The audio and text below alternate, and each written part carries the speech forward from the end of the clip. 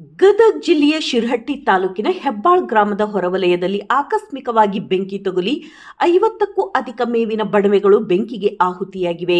ಕಳೆದ ಸೋಮವಾರ ಸಾಯಂಕಾಲ ಈ ಬೆಂಕಿಯ ಅವಘಡ ಘಟನೆ ಸಂಭವಿಸಿದ್ದು, ಜಾನುವಾರುಗಳಿಗೆ ಸಂಗ್ರಹಿಸಿಟ್ಟಂತಹ ಹಲವು ಹೊಟ್ಟು ಮೇವಿನ ಬಣವೆಗಳು ಸುಟ್ಟು ಭಸ್ಮವಾಗಿವೆ. ಘಟನೆಯ ಸುದ್ದಿ ತಿಳಿದು ಸ್ಥಳಕ್ಕೆ ಶಿರಹಟ್ಟಿ, ಲಕ್ಷ್ಮೇಶ್ವರ ಹಾಗೂ ಮುಂಡರ್ಗಿ ಪಟ್ಟಣಗಳಿಂದ ಅಗ್ನಿಶಾಮಕ ದಳದ ಸಿಬ್ಬಂದಿಗಳು ಧಾವಿಸುವ ಮೂಲಕ ಬೆಂಕಿಯನ್ನ ನಂದಿಸಿದ್ದಾರೆ.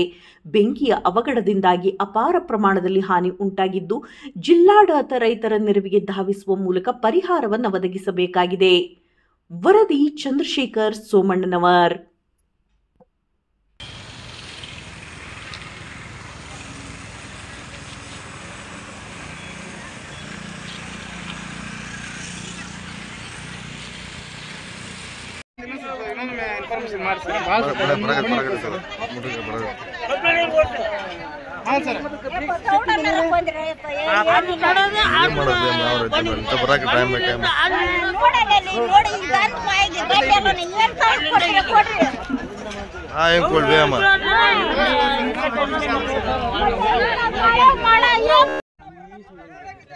ಇಲ್ಲಿಂದ ಸ್ಟಾರ್ಟ್ ಆಗಿದೆ, ಯಾಕೆ ಪೂರ್ತಿ ತೊಂದೈತದೆ